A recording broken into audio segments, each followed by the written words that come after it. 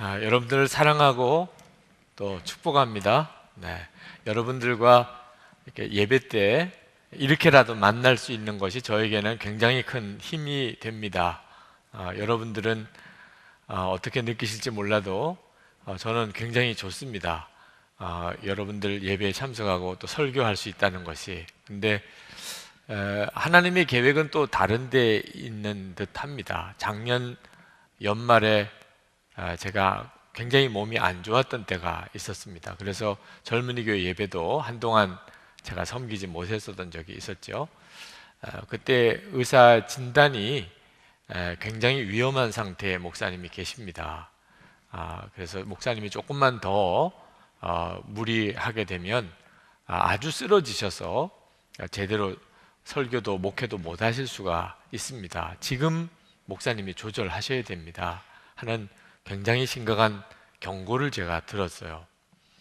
그전에도 뭐 그런 이야기를 무리하면 안 된다, 무리하면 안 된다는 이야기를 듣기는 했지만, 그러나 이번에는 굉장히 의사분이 심각하게 이야기를 하셔서 하나님의 때가 된 모양이다 하는 생각이 들었습니다.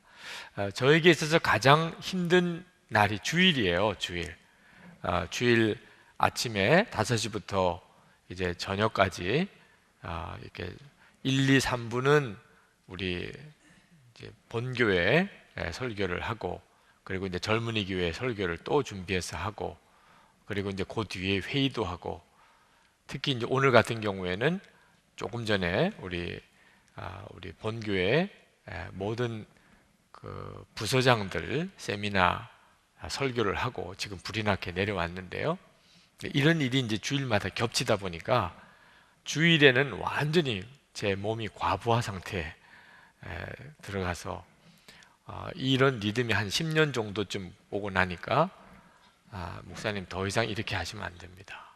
그래서 결론은 설교를 줄이라는 거예요. 설교를 줄이지 않으면 설교를 아예 못 하실 수도 있다 하는 거죠. 그래서 이제 그런 마음에 결심을 해야 될 때가 됐다는 생각을 하고, 이제 본교회에서는 한 달에 한 번은 제가 설교를 하지 않는 걸로 정했어요. 그리고 젊은이 교회는 한 달에 한 번 제가 설교를 하는 거로 그렇게 정했습니다. 여러분 허락도 안 받고 그냥 제가 정했어요. 한 달에 한 번은 하기로 그렇게. 여러분이 기대하고 어떻게 받을지는 잘 모르겠지만 하여튼 한 번은 하고 싶었어요. 꼭 한 달에 한 번은 제가 해야 되겠다 이런 마음을 가지고 그렇게 정하고 난 다음에 사실 마음이 쉽지를 않았어요. 설교를 늘 하다가 설교를 안 한다는 일이 어려운 일이었어요. 그래서 이제 2월부터는 1월까지는 제가 이제 매주 이렇게 섬기는 것처럼 섬기지만 2월부터는 이제 한 달에 한 번 제가 설교를 하게 되는데, 여러분들이 그 점에 대한 상황을 좀 이해를 해주시면 좋겠다고 싶고요. 그리고 여러분들이 뭐 목사님 뭐 그냥 계속 해주시고 빨리 돌아가시는 게 목사님도 나으시지 않겠어요. 그렇게 여러분들이 결의가 되면 또 고려를 해보긴 하겠습니다만, 그렇게 원하세요? 하여튼 그런 형편이라, 그런데 저 마음도 쉽지는 않았어요. 설교를 내려놓는다는 게 목사에게 있어서 설교가 부담이 되면서도 또 사역의 가장 중요한 것이 설교잖아요.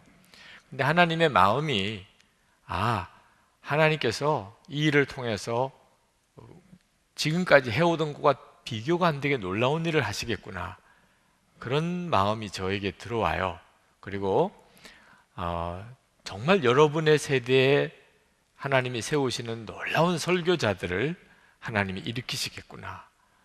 뭐 우리 박우영 목사님, 권영원 목사님 여러분의 담당 목사님이시기도 한데, 저하고는 또 그전 정도의 연령의 차이가 있어서 여러분에게는 훨씬 더 가까운 목사님들이시죠. 하나님이 그렇게 설교자를 세우시는구나 하는 것에 대한 도전도 주셨고요. 이번에 지난 주간에 홍성중앙교회 부흥회를 인도하러 갔었는데, 그때 하나님이 저에게 또 비슷한 가르침을 주셨어요. 부흥회를 인도하러 가면서 하나님께 기도했습니다. 하나님, 제가 이번 부흥회를 잘 인도하게 해 주옵소서. 그때 하나님께서 저에게 너무 잘하려고 하지 마라, 이런 말씀을 주세요. 하나님은 제가 생각하는 것과 많이 다르신 분 같아요. 네, 제 생각에는 더 열심히 설교해서 그 교회에 이 부흥이 일어나도록 너가 충성해라, 너 어째 그렇게 열심히 적으냐, 뭐 이렇게 말씀하실 줄 알았는데 하나님은 너무 잘하려고 하지 말라시는 거예요. 처음에는 좀 혼란스러웠어요. 이게 진짜 주님의 뜻을 잘 분별을 한 건지. 근데 하나님께서 저에게 너는 너무 잘하려고, 부흥회를 너무 잘하려고 하지 말고 너는 즐거워해라, 부흥회 인도하는 것을 즐거워해라 하시는 거예요. 그러고 생각해 보니까 제가 마음의 부담만 컸어요. 여러분, 우리 교회도 지난 주간에 젊은이 부흥회 주간으로 강사님들을 모시고 우리가 집회를 했는데, 강사님이 오셔서 말씀을 잘 전해주시고 우리가 은혜 받으면 좋잖아요. 우리가 그런 기대를 가지고 있잖아요. 입장이 바꾸어 보니까 제가 또 그 교회에 가서 그렇게 잘 해드려야 그 교회에 힘이 되고 또 목사님에게도 도움도 되고 교인들에게도 은혜가 되잖아요. 근데 하나님은 그런 게 아니신 것 같아요. 제가 오히려 막 잘하려고 하면 내가 아무것도 못하겠다 하시는 거예요. 그러면서 제 마음에 너는 나의 일을 하는 게 왜 그렇게 부담만 되느냐, 제 마음속에 부흥에 인도하는 것이 부담으로 느껴지는 것에 대해서 하나님께서 기뻐하지 않으시더라고요. 이 부흥회는 내가 역사하는 거야. 내가 사람을 모으고 내가 전할 말을 너에게 심어주어서 전하는 것이고, 그러면 그 뒤에 열매도 내가 맺는 거야. 내가 하는 거야. 너는 그 일에 쓰임을 받는 것뿐이야. 그런데 너는 내 일을 하면서 왜 인상이 그 모양이냐, 힘든 것처럼. 주님이 기뻐하지 않으시는 것 같더라고요. 저도 교회를 이렇게 섬길 때 어느 분에게 어떤 일을 좀 맡아주세요 이랬는데 막 오만상을 찡그리면서 억지로 하듯이 하면 아이 그만두세요 이렇게 하게 되더라고요. 막 힘들어하면서 막 하는 게 기쁨이 아니더라고요. 무슨 일을 맡겼는데 너무 기뻐하면서 즐거워하면서 하면, 그러면 시키기는 했어도 오히려 내가 너무 감사하고 또 그분을 통해서 열매가 많이 맺어지더라고요. 내가 주님의 일을 하는 것을 그동안 많이 착각을 했구나, 내가 하는 것처럼 그렇게 착각을 했구나 하는 생각이 들었어요. 그래서 이번 부흥회 때 막 뭘 열심히 하려고 하기보다는 즐거워해야 되겠다. 그래서 홍성중앙교회 부흥회를 섬기게 된 것도 기쁘고 또 그렇게 멀리 가기는 했지만 또 그렇게 하나님 앞에 쓰임 받는 것도 기쁘고 주님이 역사하시는 현장에 있는 것도 기쁘고 뭐 그렇게 모든 게 다 그냥 기뻐요. 그래서 설교하러 가기 전에 주님 또 오늘 무슨 역사를 이루시겠습니까? 저는 또 오늘 주님이 역사하시는 그 자리에 제가 있게 해주시니 감사합니다. 주님이 저에게 말씀하시는 것을 잘 알아듣고 제대로 전하게 해주세요. 뭐 이렇게 예화를 하나 들어도 헷갈리지 않게 해주시고, 뭐 삭개오가 뽕나무에 올라간 걸 니고데모가 올라갔다고 또 이래가지고 수습이 안 돼서 이렇게 하는 이런 일도 없어야 되잖아요. 하여튼 기도를 하는데 그렇게 마음이 기쁘고, 그리고 진짜 부흥의 열매가 예전과 많이 달라요. 부흥에 참석해 하러 내가 사람을 모은다고 그러셨는데 진짜 일산 고향에서 청량에서 군산에서 보령에서 뭐 어떻게 그렇게 먼 곳에서들 다 오는지 잘 믿어지지 않을 정도로, 그래서 주님이 하시는구나 하는 사실을 깨달았어요. 저는 2013년도에 이제 제 설교 사역이 변화가 옵니다. 본교회 12월부터 본교회는 12월부터 이제 한 달에 한 번 제가 설교를 쉬고, 그리고 이제 젊은이 교회는 이제 2월부터 한 달에 한 번 제가 설교를 섬기게 되는데, 제가 주님의 역사는 더 크게 일어날 거라는 생각이 듭니다. 참 어떤 기대감이 있어요. 그 전에 왜 내가 꼭 내가 설교를 해야 된다고만 생각을 했을까 하는 생각이 이렇게 들어요. 여러분, 정말 주님이 하시는 것에 대해서 여러분이 눈이 뜨여야 됩니다. 여러분이 예수님을 믿으시면 그러면 여러분 자신에게 굉장한 변화가 일어나는데, 그것은 여러분이 열심히 노력하는 차원과 주님이 여러분을 통하여 역사하는 차원이 다르다는 걸 알게 됩니다. 이걸 빨리 눈이 뜨여야 예수 믿는 놀라운 기쁨의 삶을 살게 돼요. 예수를 믿고도 모든 일을 다 내가 하는 식으로, 여러분이 개인도 가정도 공부도 직장생활도 교회 봉사도 전부 다 내가 하는 식으로 하면 주님을 너무 힘들게 하는 거예요. 왜? 예수님은 여러분 안에 와 계시거든요. 주님으로 오셨거든요. 그런데 여러분이 예수님을 주님으로 제대로 섬기지 못하고 여러분이 막 다 하면 여러분도 고생이고 예수님은 답답하시고 역사와 열매는 없고 이런 구조로 빠집니다. 그런데 여러분이 빨리 눈이 뜨여서 여러분은 죽고 예수님이 역사하시는 이런 구조에 빨리 여러분이 눈이 뜨이고 훈련을 받으면 너무너무 재밌어요. 개인 생활도 가정도 교회 일도 여러분이 스스로 이렇게 주님의 역사를 보게 되니까, 야, 주님이시군요. 또 주님이 역사하셨군요. 그래서 빈말로가 아니고 주님이 하셨습니다. 주님이 하셨습니다. 이렇게 된단 말입니다. 그러니까 여러분, 이제 젊은이 교회도 그렇고 여러분 개인도 정말 여러분 안에 계시는 예수님께서 여러분을 통해서 역사하시는 이 일을 경험하시고 누리고 사시게 되기를 축복합니다. 이 성령의 열매가 그 대표적인 겁니다. 대표적인. 그러니까 여러분을 통하여 예수님의 성품이 드러나는 거예요. 그게 성령의 열매입니다. 그러니까 전에 여러분의 성품과 성격하고는 완전히 다른 성품이 나타나는 거예요. 여러분을 통하여. 이중인격 아닙니다. 네, 이중인격은 정말 그 두 가지 다가 내 속에서 역사하는 건데, 나는 죽고 예수로 사는 거니까 이중인격이라고 하기는 어려워요. 너무 감동적입니다. 특히 오늘 여러분들과 같이 나누려고 하는 이 자비의 열매, 자비는 성령의 열매의 굉장히 중요한 부분이에요. 왜냐하면 우리가 원래 자비가 없는 사람이니까 그렇습니다.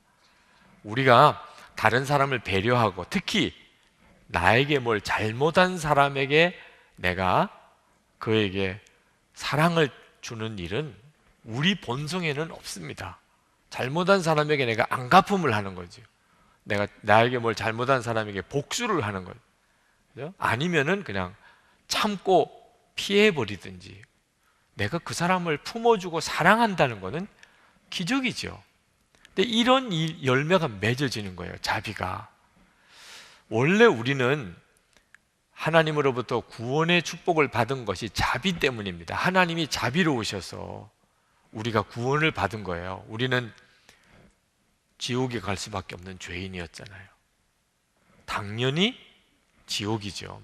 그런데 하나님께서 자비로우신 분이니까, 그 자비로운 것이 뭐냐면 잘못한 사람을 사랑으로 품어주는 것을 자비라고 합니다. 근데 우리가 지옥 갈 수밖에 없는 죄인인데 독생자이신 예수님을 우리의 속죄물로, 대속주로 우리에게 보내주셔서, 그래서 사람이 되고, 사람이 되셔야 우리가, 하나님이 우리를 사랑하시고 또 우리를 위해서 대속주로 오셨다는 걸 알잖아요. 사람이 아니시면 알 도리가 없잖아요. 사람으로 오시고 우리를 위해서 실제로 피 흘려 죽으시고, 그래서 우리가 구원을 받은 거예요. 이것이 바로 자비입니다. 에베소서 2장 7절에 이렇게 말씀했습니다. 이는 그리스도 예수 안에서 우리에게 자비하심으로써 그 은혜의 지극히 풍성함을 오는 여러 세대에 나타내려 하심이라. 하나님의 자비하심이 예수님 안에 나타났어요. 그래서 우리가 구원을 받은 거거든요. 그러니까 우리가 이렇게 구원을 받았기 때문에 사실 당연히 우리도 다른 사람에게 자비로워야 됩니다. 그렇지만 안타깝게도 하나님으로부터 자비를 크게 받았지만 그랬다고 저절로 사람이 자비로운 사람이 되는 것은 아니에요. 사람은 그렇게 쉽게 변하는 게 아닙니다. 여러분이 누구로부터 사랑을 많이 받았다고 다른 사람을 이렇게 쉽게 사랑하게 되는 게 아니듯이 말이에요. 그러니까 여러분이 이 자비의 열매를 맺을 때는 기본적으로 여러분이 하나님의 자비하심으로 인하여 구원을 받았다는 사실을 명심해야 되지만, 그것을 여러분이 들었다고 그래서 여러분이 자비로운 사람이 되는 게 아니고, 반드시 여러분에게 이 자비의 열매가 맺어질 수 있는 신앙적인 경험이 있어야 됩니다. 신앙적인 어떤 경험이 필요하냐면, 여러분이 여러분의 죄 때문에 정말 지옥에 갈 수밖에 없는 심판 자리에 서본 경험이 있어야 돼요. 야, 나는 이제 죽었구나. 나는 이제 지옥에 가는구나. 이런 심판 자리에 여러분이 서서 그 지옥에 갈 수밖에 없는 절박한 처지에 여러분이 처해 본 다음에 예수님의 십자가의 은혜로 여러분이 거기서부터 건짐을 받은 경험이 있다면, 그러면 사람이 확 바뀝니다. 그러니까 예수님이 나를 위해서 십자가에 죽으셔서 내가 지옥에 가지 않고 이제는 하나님의 자녀가 됐다고 아무리 들어도 그것 가지고 사람이 변하지는 않아요. 오늘 요한복음 8장에 나오는 이 간음하다가 현장에 붙잡힌 여인, 이 기사는 여러분이 잘 아는 내용이죠. 자세하게 말씀은 안 드리겠는데, 어떤 음행한 여자가 간음하다가 현장에서 붙잡혔어요. 얼마나 부끄럽겠어요. 그리고 사람들에게 질질 끌려옵니다. 보통은 돌에 맞아서 죽었어요. 그러니까 이 여자도 그 간음하다가 붙잡혀서 사람들에게 질질 끌려오면서 자기가 이제 돌에 맞아 죽겠구나 하는 것을 압니다. 그러니 그때 그 비참함이란 말할 수도 없죠. 수치스러움도 그렇고, 그리고 두려움도 그렇고, 그 고통스러움이 얼마나 심했겠어요. 그렇게 사람들에게 질질 끌려와서 예수님이라고 하는 분 앞에 내 동댕이 젖입니다. 사람들은 다 그 여자를 보고 있어요. 그러면서 막 참수합니다. 이 여자를 어떻게 해야 되나요? 죽일까요? 말까요? 이런. 그때 그 여인의 심정이 어떻겠어요? 죽음 그 자체죠. 심판의 자리에 섰어요. 자기 죄가 벌거벗은 듯이 다 드러났어요. 할 말도 없고 고개도 못 들어요. 이런 처지에 이 여자가 있었어요. 그런데 그때 예수님께서 죄 없는 자가 먼저 돌로 치라 하시면서 땅바닥에 글을 쓰셨어요. 그걸 보고 사람들이 다 돌들었던 것을 내려놓고 다 떠나갔습니다. 둘러보니까 아무도 없어요. 예수님밖에 없어요. 예수님께서 나도 너를 정죄하지 아니하노니 다시는 죄를 짓지 마라. 자, 그냥 자비를 받았다고만 말하기에는 이 여인의 경험은 너무 리얼해요. 그죠? 그냥 우리가 다 이런 비슷한 스토리는 여러분이 다 들은 거예요. 우리가 지옥에 갈 수밖에 없는 죄인인데 예수님이 십자가에 죽으셔서 나를 위해서 죽으셔서, 그래서 내가 이제 모든 죄가 사함 받았고, 그리고 내가 구원 받았다, 하나님 자녀가 되었다, 이렇게 듣는 거하고 이 여인이 이날 경험한 거하고는 질적인 차이가 있어요. 이제 완전히 나는 죽는 줄 알았어요. 돌에 맞아서. 그것도 내 간음한 현장까지 다 드러나서. 그런데 살았어요. 예수님 때문에 살았어요. 자, 이 여인이 그 다음에 어떻게 살았을까? 이 여인에게 이제 한번 우리가 상상을 해봅시다. 만약에 어떤 사람이 이 여인의 집에 와서 뭘 도둑질을 해갔습니다. 그랬을 때 그 도둑놈을 어떻게 잡았어요. 그때 이 여인이 죽어라 그러면서 때리겠어요? 네. 사람도 아니지. 자기가 그날 예수님으로 인하여 정말 죽을 수밖에 없는 그때 자기가 용서함을 받았어요. 자기 같은 여자를 예수님께서 정죄하지 않으시겠다. 정죄를 하실 거면 예수님 그분이 정죄하실 수 있는 거죠. 그런데 예수님께서 나도 너를 정죄하지 않겠다. 다시는 죄 짓지 마. 이러셨거든.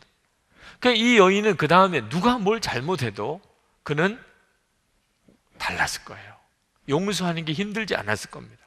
잘못한 사람을 품어주는 게 힘들지가 않았어요. 자기가 그랬으니까. 그리고 다시는 죄 짓지 마. 다시는 죄 짓지 마. 다시는 죄 짓지 마. 이 여인이 그 다음에 또 간음하는 일을 했을 거라고는 상상이 안 가요. 그러니까 여러분, 사람이 어떻게 바뀌죠? 바로 십자가의 경험이 분명한 사람이 바뀌는 겁니다. 저는 목사의 아들로 예수님의 십자가의 복음을 수도 없이 들었지만 나중에는 그게 오히려 제게 그냥 십자가의 복음의 감동을 다 잃어버리게 만들었어요. 하도 어릴 때부터 예수님의 십자가. 그래서 나 위해 죽으셨네. 나는 하나님 자녀 됐고 나는 구원받았고 아주 목사가 되기 전에 벌써 머릿속에 다 외울 정도예요. 복음은. 문제는 감동이 없는 거예요. 그런 복음을 다 알면서도 짜증나고 화내고 누가 잘못하면 세상에 저런 놈이 다 있나 싶고, 문제가 심각한 거죠. 하나님은 나를 위해서 독생자를 주시고 예수님은 나 위해서 십자가에 대신 죽으시고 그랬다는 것을 알고도 나는 다른 사람을 진심으로 품어주는 일이 어렵더라니까. 왜 그렇지요? 진짜 십자가를 경험하지 못했기 때문에. 근데 제가 군목 훈련 받다가 다리가 다치고, 그리고 그날 밤에 하나님이 저의 죄성을 다 드러나 보여주셨어요. 제가 얼마나 엉터리 같은 목사인가 하는 것을 알게 하시고, 그리고 제가 은밀한 가운데 지었던 죄가 다 폭로되는 것 같은 느낌을 받았어요. 나는 너무너무 나쁜 놈이더라. 그러면서도 사람이 괜찮은 사람처럼 이렇게 보이니까 더 가증한 거죠. 내가 더 큰 죄인이구나. 그리고 나는 정말 지옥에 갈 수밖에 없는 그런 죄인인 것을 통렬하게 느꼈어요. 밤새도록 울었다니까. 밤새도록 울고 또 회개하고 울고 또 회개하고. 그리고는 십자가가 완전히 달리 느껴져요. 새벽녘쯤에 주님의 십자가. 그런데 눈물이 확 쏟아지더라. 나를 위해서 죽으셨다. 얼마나 눈물이 쏟아져. 진짜 나에게 십자가가 필요하구나. 그리고 기도 제목이 달라지더라니까. 다리를 하나님께 바치겠다고. 저는 장애인이 되는 게 오히려 기쁘더라고요. 그때 두 다리 멀쩡한 게 오히려 불안하고, 차라리 장애인이 되면 하나님께 순종을 더 잘할 수 있겠더라니까. 여러분, 진짜 십자가에 서 보면요, 생각도 관심도 다 달라집니다. 십자가를 바라보면서 하나님 앞에 다리를 바치겠다고 기도도 나오고, 하나님의 종이 되는 게 얼마나 또 감사한지. 그냥 하나님 앞에 섰을 때 내 종아 수고했다, 이 말씀만 한마디 들려주시면 좀 아무것도 더 원할 게 없더라고. 아무것도. 지금 여러분 중에도 그런 분이 계십니까? 하나님 앞에 섰을 때 내 종아 수고했다, 이 말만 들으면 아무것도 원하는 거 없습니다. 하나님, 나 아무것도 원하는 게 없습니다. 지금 나를 장애인으로 만들어 주셔도 좋고, 나를 지금 정말 거지처럼 아무것도 없이 만들어 주셔도 좋고. 여러분도 그런 마음이세요? 그런 마음을 갖는 것 자체가 쉬운 일이 아닙니다. 근데 제가 그날은 마음이 정말 그런 거예요. 이게 어떻게 해서 이런 일이 벌어지지요? 그런 걸 십자가를 경험했다고 하는 거예요. 십자가를 경험. 여러분은 여러분이 지옥에 갈 수밖에 없는 죄인이다, 이 경험을 해본 적이 있습니까? 내가 지옥에 갈 수밖에 없는 죄인이구나. 완전히 여러분이 지옥으로 떨어지는 것 같은 그런 느낌을 받아본 적이 있습니까? 그런 죄인이라고 하는 것에 대해서 통렬한 깨달음이 오신 적이 있었나요? 그런데 예수님의 십자가의 복음이 여러분을 건져 주었나요? 이런 사람은 다른 사람을 향하여 자비롭게 대하는 일이 쉽습니다. 왜? 나는 지옥에 갈 수밖에 없는 죄인이었어. 우리가 흔히 교회에서 말할 수 없는 죄인이라고 표현을 씁니다. 그죠? 말할 수 없는 이 죄인을 예수님께서 십자가에서 대신 죽어주셔서, 그런데 그 말할 수 없는 죄인이라고 표현은 하지만 실제로는 그런 의식이 없습니다. 여러분이 진짜 말할 수 없는 죄인, 예수님이 대신 죽으셔야만 될 만큼 그런 죄인이라는 것을 여러분이 분명히 깨달았다면 다른 사람이 잘못한 것에 대해서 절대로 함부로 말 못합니다. 나도 그래. 나도 너 같은 상황이 되면 그보다 더 할 거야. 이렇게 되는 거죠. 이게 자비의 마음이에요. 그러니까 여러분이 예수님의 십자가에 완전히 그 중심에 서면, 그러면 여러분 안에 변화가 일어나는 것이 바로 자비로운 사람이 되는 겁니다. 그 다음에 하나 더 가야 되는 것이 여러분이 죽었다고 하는 것에 대해서 눈이 열리는 거예요. 여러분이 죽었다. 그냥 십자가만 나는 죽을 수밖에 없는 죄인이었는데 예수님이 나를 용서해 주셨다. 그래서 내가 살았고 하나님의 자녀가 되었다 하는 것도 놀랍습니다. 그것을 제대로만 경험하면. 그런데 십자가는 거기서 더 가요. 내가 죽었다는 거예요. 내가 죽었다. 고린도후서 5장 14절 한번 같이 읽겠습니다. 고린도후서 5장 14절. 여러분 중에 어떤 분이 너무 졸리는데 안 졸려고 막 몸부림을 치면 너무 감동이 돼요. 네. 네. 그냥 졸아도 되는데, 정말 저렇게 안 졸려고 막 몸부림을, 그럴 필요가 없는데, 이런 사람이 있어서 같이 읽으려고 합니다. 고린도후서 5장 14절 같이 한번 읽겠습니다. 그리스도의 사랑이 우리를 강권하시도다. 우리가 생각하건대 한 사람이 모든 사람을 대신하여 죽었은즉 모든 사람이 죽은 것이라. 여러분, 이 성경에 상상할 수 없는 십자가의 놀라운 비밀이 증거되어 있어요. 그것은 예수님이 죽은 것만 아니라는 겁니다. 우리가 다 죽은 거라. 예수님이 십자가에 죽으실 때 저와 여러분이 다 죽은 거예요. 하나님이 그렇게 받아주신 거예요.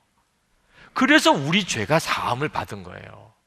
우리는 안 죽었는데 죄만 없어질 수가 없습니다. 왜?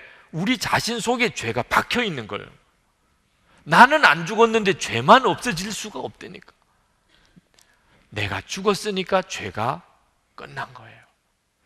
그래서 우리는 예수님을 믿고 내가 죽었다는 사실을 듣게 됩니다. 근데 문제는 그것을 언제 내가 받아들이느냐는 거예요. 로마서 6장에 우리가 죽었다고 나오고 갈라디아서 2장에는 내가 죽었다고 나옵니다. 여러분은 갈라디아서 2장 20절에 나오는 내가 그리스도와 함께 십자가에 못 박혔나니 이런 고백이 여러분에게서 나오십니까? 그게 열쇠예요.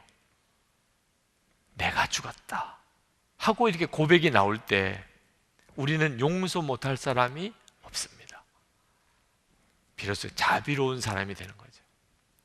여러분이 용서 못할 사람들 앞에 내가 죽었습니다 라고 고백하고 나가면 품어지지 않는 사람이 없습니다.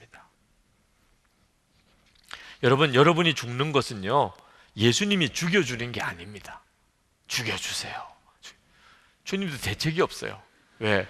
주님이 죽여주시면 우리는 지옥입니다. 주님이 우리를 딱 죽이시면 그럼 지옥이에요. 내가 죽었습니다 하고 나의 자아를 죽음으로 넘겨버리면 구원입니다. 우리가 주님의 죽으심을 믿음으로 취하고 내가 나의 죽음을 처리하는 일은 다 우리가 해야 하는 겁니다. 다른 사람이 하면은 그냥 나는, 다른 사람이 나를 죽이면 나는 살해당하는 거고 하나님이 나를 죽이면 그 다음부터는 심판인 거예요. 여러분이 구원받는 길은 우리 주님이 죽으실 때 나도 죽었다고 인정하셨으니 내가 믿음으로 그걸 취하는 거예요. 내가 죽었다. 나의 자아를 죽음으로 처리하는 거예요. 그때부터 주님의 역사가 나타납니다. 주님의 역사가 바로 자비예요. 자비. 그 방지일 목사님 지난 주간에 오셨는데 103세에 참 대단하신 분이세요. 103세 목사님이 교회에 오셔서 설교해 주셨는데 딱 30분 설교하셨습니다. 그런데 그 방지일 목사님이 그런 이야기를 하셨어요. 청년들이 주례를 해달라고 올 때 그때 형제에게 너 여자한테 장가드는 게 뭔지 아느냐? 이렇게 물어보는. 여자한테 장가든다는 게 뭐냐? 그것은 너는 없어지는 거야. 그게 장가드는 거야. 그래야 비로소 한 몸이 되는 거야. 응? 너는 아내 보고 없어지라고 할 거냐? 남자와 여자가 한 몸이 되어서, 이게 한 몸이 되어서인데, 그러면 너 결혼하자, 프로포즈도 하고 나와 결혼해줘요 이러면 너는 결심이 있어야 돼. 나는 죽었다. 나는 없다. 이제부터는 내 사랑하는 그 여자밖에 없다. 이렇게 너가 하면, 그러면 행복한 결혼을 하게 되지만, 너가 안 죽으면 너는 애꿎은 여자 데려다가 고생만 시키는 거야. 그러면서 이제 자매한테도, 여자도 마찬가지야. 그 마음이 있으셔야 결혼을 한다. 부부 사이의 결혼도 이래요. 여러분이 결혼을 생각하는 사람들, 여러분 자신이 죽었는지 확인해요. 그렇지 않으면 살아있는 둘이서 맨 부딪힙니다. 네. 나는 죽었습니다. 이게 되는 사람이 결혼해요. 그래야 잘 살게 됩니다. 예수님께서 기가 막힌 가정을 이루게 돼요. 결혼만 그런가요? 모든 관계가 그렇습니다. 여러분을 통해서 자비의 열매가 맺어지는 이 역사는 내가 죽었다고 하는 고백이 분명할 때 그때 와요. 옷가게를 하시는 어느 집사님, 손님이 와서 자꾸 옷을 뒤적거리는 게 그렇게 힘들었다 그래요. 나중에는 결국은 말을 하게 된대. 아니 그렇게 만지다가만 놓고 가면 어떡합니까? 옷 다 떼타게 하고. 사실 여러분 옷가게 안 해봐서 그렇지, 자꾸 손님이 와서 이거 뒤쳐보고 요거 만져보고 요거 옷감이 이러네 그러면 나중에 주인이 보면 다 떼타서 그 옷은 못 파는 거죠. 그냥 정말 그 막 속이 부글부글 끓는 거야. 그래서 결국은 말을, 이제 안 좋은 소리를 하는 거예요. 눈으로만 보세요, 만지지 말고. 막 이러다 보니까 손님은 또 기분 나빠서 안 오고. 근데 이분이 예수를 믿으시고 바뀌었어요. 예수님이 가게에 계신데 주님은 전혀 다른 마음을 주시더래요. 어떤 사람이 막 옷을 이렇게 만져보고 저렇게 펼쳐보고 그러더니 안 사고 가더래요. 그래서 쫓아나가면서 마음에 드는 것이 없어서 죄송합니다, 제가 또 좋은 옷을 많이 갖다 놓을 테니까 꼭 다음에 와서 한번 둘러봐 주세요. 제가 마음에 드는 옷 꼭 갖다 놓겠습니다. 이렇게 이야기가 나오더래요. 단골이 많아졌어요. 여러분도 실제로 어느 옷가게 가서 그 집 주인이 그렇게 이야기하면 어떤 느낌이 들어요? 이것도 펼쳐보고 저것도 만져보고 갔는데 인상이 안 좋아요. 그러면 무섭잖아요. 가게 주인 무서워서도 못 들어가 보잖아요. 그죠? 그런데 주인이 나와가지고 정말 죄송하다고, 마음에 드는 게 없어서 너무 미안하다고, 다음에는 꼭 마음에 드는 거 갖다 놓을 테니까 꼭 한번 들러보시라고 하면 다른 사람들한테 소문내서라도 같이 가보죠. 그죠? 내가 예수님 안에서 이렇게 죽으면 주님이 다 나를 잘 되게 만드세요. 가족들 사이에도, 내가 장사를 해도, 직장 생활을 해도, 교회 생활은 말할 것도 없죠. 사람은 변하게 돼 있어요. 반드시 하나님이 우리에게 자비롭게 우리에게 하시는 이유가 있습니다. 하나님이 우리를 변화시키시려는 방법이에요. 미국의 유명한 가정사역자인 제임스 dobson이 쓴 책에 이런 이야기가 나옵니다. 그 미국 가필드 고등학교에 존이라고 하는 이름을 가진 아이가 둘이 있었어요. 하나는 모범생이고 하나는 말썽꾸러기예요. 1년에 한 번씩 학부모가 선생님을 만나러 오는데 어느 날 이 존이의 부모님이 찾아왔습니다. 그래서 선생님이 그 존이의 어머니를 만나서 존이가 어때요? 학교 생활 어때요? 선생님이 만면의 미소를 지으면서 저희 반에 존이 같은 아이가 있는 게 얼마나 자랑스러운지 모릅니다. 이 아이로 말미암아 온 반의 아이들이 격려를 얻습니다. 앞으로 하나님께서 정말 크게 쓰실 거예요. 기대가 됩니다. 그런 존이의 부모님을 만나보게 되니 참 반갑습니다. 이렇게 칭찬을 해주었어요. 그 다음날 말썽꾸러기 존이가 선생님을 찾아왔어요. 저는 선생님이 저를 그렇게 보시는 줄 몰랐습니다. 저는 지금까지 살아온 동안에 누구의 칭찬을 들어본 적이 한 번도 없었습니다. 그런데 선생님께서 저희 어머니에게 그렇게 용기를 주셨다니, 저를 그렇게 인정하신다고 하신다니, 제가 이제부터는 선생님의 기대에 실망시키지 않겠습니다. 선생님이 아차 싶었어요. 말썽꾸러기 자니의 부모님이었던 거예요. 자기는 모범생 자니의 부모님인 줄 알고 참 칭찬을 해주었더니, 근데 참 놀라웠거든. 이 아이가 변했어요. 그날부터 생전 안 해오던 숙제를 그날 처음 해왔고, 그리고는 3개월 동안 얼마나 열심히 잘해보려고 하는지 학교에서 성적이 가장 많이 향상된 상을 그 학기 말에 받았고, 그리고 그 다음 학기에는 3등까지 올라갔어요. 이 실수로 한 칭찬 때문에 아이가 변했어요. 실수로. 그런데 하나님은 우리를 칭찬하시는 게 실수가 아닙니다. 여러분이 하나님 저 사랑하시나요? 하나님 사랑하신다고 하십니다. 하나님 지금 옆에 있는 얘 보고 하시는 거 아니에요. 하나님이 실수가 없어요. 하나님이 진심입니다. 여러분을 정말 사랑하세요. 믿어지지 않는 이야기예요. 지난번에도 이야기를 드렸지만 여기 목양교회, 용인에 있는 목양교회 담임 목사님 김한중 목사님도 뭐 중학교 다닐 때까지만 해도 막 이렇게 거칠게 막 살던 아이였는데, 그런데 어느 날 기도 많이 하는 숙모님이 오셔가지고 그러면서 기도를 해주시는데 예언 기도를 하세요. 하나님이 사랑하신다. 근데 이 아이가 충격을 받았어요. 왜? 자기가 사랑받을 일을 했는지 아닌지 자기가 알잖아요. 자기도 자기를 사랑하지 못하는데 하나님이 사랑하신다니, 하나님이.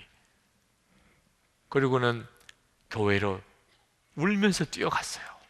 그냥 자기도 모르게 교회를 뛰어갔어요. 그리고 예배당에 들어간, 뭐 아무도 없는 낮이니까 그 예배당 맨 앞자리에 나와 앉았어. 그리고는 하나님 저를 아시나요? 하나님 정말 나를 사랑하시나요? 하나님 왜 나를 사랑하시나요? 그 중학교 1학년 아이가 펑펑 울면서 하나님 진짜 저를 아세요? 하나님 저를 정말 사랑하세요? 그리고 사람이 바뀐 거예요, 아이가. 지금은 그 옛날에 뭐 그렇게 거칠었던 아이라는 것 자체가 상상이 잘 안 됩니다. 그 목사님을 만나서 이야기를 해보면. 하나님은 우리를 사랑하시는데 진짜예요. 정말 하나님은 진짜 우리를 사랑하세요. 그게 자비입니다. 우리가 한 거 보면, 우리가 산 거 보면 그럴 수가 없거든요. 진짜 사랑하시는지 아닌지에 대한 증거가 십자가잖아요. 십자가. 이보다 더 큰 증거가 어디 있어요? 하나님이 나를 얼마나 사랑하시는지. 그리고 거기서 이제 하나 더 가서 예수님이 정말 나와 함께 계신 것을 아는 눈이 열려야 자비의 열매가 맺힙니다. 이 자비의 열매는 예수님이 나와 함께 계시는 것에 눈이 뜨여야 돼요. 주님이 나와 같이 계신. 요셉이 자기를 죽이려고 했던 형들을 용서해 줍니다. 창세기에 보면. 자, 어떻게 그럴 수 있을까 싶어. 그리고 그 형들을 다 먹여 살려요. 다 형들을 거두어서, 용서만 해준 게 아니고 다 형들을 애굽에 거두어서 먹이고 다 그 온 식구들 다 살려줍니다. 어떻게 그렇게 할 수 있었을까? 창세기 39장 23절에 여호와께서 요셉과 함께 하심이라 여호와께서 그를 범사에 형통하게 하셨더라. 요셉은 하나님이 늘 같이 계시는 것을 알았어요. 그게 열쇠입니다. 우리도 예수님이 나와 함께 계시는 것을 아는 눈이 뜨이면요, 사람에 대한 태도가 달라집니다. 자비하게 돼요. 어떤 잘못한 사람을 품어줘요. 예수님이 나와 함께 계시는 것에 대해서 지식으로만 알면 안 돼요. 까다로워집니다. 시시비비도 따지고, 나한테 잘해줬나 못해줬나 이런 것만 따지고, 잘해준 건 잊어버리고 못한 거는 기억하고 이렇게 돼요. 근데 예수님이 나와 같이 계신 것을 알게 되면 그러면 전혀 태도가 달라집니다. 부모님을 향하여, 형제들을 향하여, 교인들을 향하여, 직장에서 다 달라져요. 그러니까 예수님이 함께 계시는 것을 아는 게 열쇠입니다. 다윗도 자기를 죽이려고 했던 사울을 살려주고, 그리고 사울의 집안에 자비를 베풉니다. 왜 어떻게 그럴 수 있었을까? 다윗이 하나님을 알았기 때문입니다. 자기와 함께하는 하나님을 알았기 때문에 그렇게 할 수 있었던 거예요. 어느 책자에 나온 이야기입니다. 아내가 먹고 사는 양식, 박종원이라는 사람이 쓴 글입니다. 쨍그랑 부엌에서 들려오는 날카로운 파열음에 놀란 식구들은 일제히 자리에서 일어나 부엌으로 달려갔다. 식구들이 도착했을 때 아내는 마치 넋나간 사람처럼 허공을 쳐다보고 있었고, 부엌 바닥 여기저기에는 유리 조각과 김치 조각들이 흩어져 있었다. 저녁 준비를 하던 아내가 또다시 일을 벌인 것이다. 남달리 조심성이 없었던 아내에게는 이 일이 그리 특별한 일이 아니었다. 아내는 때때로 물을 털어놓은 채 외출을 해서 집안을 온통 물바다로 만드는가 하면, 빨래를 삶겠다고 불 위에 올려놓은 채 잠이 들어서 빨래를 새까만 숯덩이로 만들기도 했다. 어디 그뿐인가 언젠가는 문을 열어놓고 장을 보러 갔다가 집안의 귀중한 물건들을 모두 도둑맞은 일까지 있었다. 이런 일이 반복되면서 가족들은 아내에게 짜증을 내기 시작했다. 그날도 가족들은 아내를 향하여 짜증 섞인 불평을 쏟아놓았다. 먼저 어머니가 입을 여셨다. 아니, 너는 한두 번도 아니고 이게 도대체 뭐 하는 짓이냐? 몇 번 큰 실수를 해서 낭패를 봤으면 정신 똑바로 차리고 조심해야지. 이렇게 매일 일을 벌이면 식구들이 불안해서 어떻게 살라는 거냐 도대체. 이런 모습을 보고 있는 나 역시 마음이 편치 않았다. 부모님을 모시고 살면서 조심성 없이 행동해서 늘 집안을 시끄럽게 만드는 아내가 믿고 야속하기만 했다. 홧김에 나 역시 아내의 상처받은 마음에 고통을 더했다. 당신은 도대체 무슨 정신으로 사는 사람이야? 정신을 어디다 두고 살기에 매일 이렇게 말썽이냐고? 이렇게 말썽을 부릴 거면 차라리 아무 일도 하지 말고 가만히 방구석에나 틀어박혀 있으라고. 다음날 아침 나는 그 어느 때보다 침울해 보이는 아내를 뒤로 한 채 불편한 마음을 안고 직장을 향해 차를 몰았다. 차를 몰고 가면서도 의기소침해 있는 아내의 모습이 머릿속에 떠나질 않았다. 그런데 그 순간 라디오에서 마치 고압전류에 감전된 듯이 나를 전율케 하는 한마디의 말씀이 내 귓전을 때렸다. 아내는 남편의 사랑을 먹고 사는 존재입니다. 남편의 사랑을 받아야 행복할 수 있는 존재가 바로 아내입니다.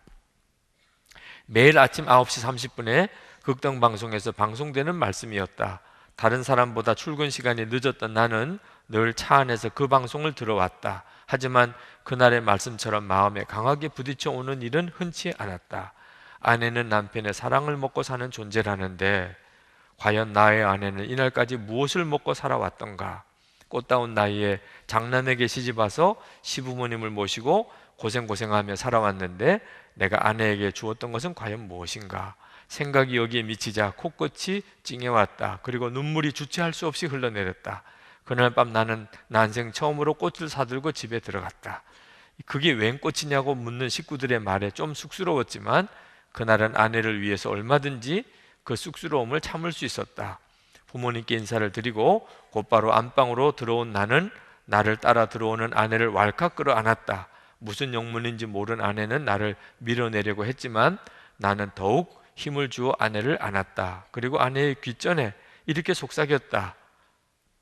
난 정말 당신을 사랑해. 이제까지 당신이 얼마나 힘들었는지 알아. 하지만 이제부터는 내가 당신의 쉼터가 되어줄게.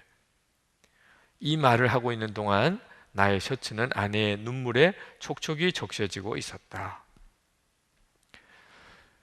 여러분, 이 자비한 마음이 되는 일은요, 주님의 가장 놀라운 기적 중에 하나예요. 우리 안에서 여러분이 주님과 대화가 돼야 됩니다. 주님과 여러분의 마음이 교제가 돼야 돼요. 그러면 십자가를 통과하고 여러분의 죽음을 고백했고, 그리고 주님이 여러분에게 마음을 부어주세요. 보는 눈을 열어주세요. 그래서 잘못한 사람을 품어지는 기적이 일어납니다. 이건 황홀한 거죠. 그렇게 되기를 축복합니다. 기도합시다. 우리 이 시간에 하나님, 제가 정말 자비의 놀라운 삶, 우리 주님의 그 기가 막히고 놀라운 은혜를 나도 다른 사람에게 흘려보내는 그런 놀라운 삶을 살게 되기를 원합니다. 주님의 십자가 통과하고 예수님의 십자가를 제가 나의 십자가로 받아들이고 그리고 주 예수님을 바라보고 살겠습니다. 우리 통성으로 기도합시다. 은혜와 사랑이 충만하신 아버지 하나님,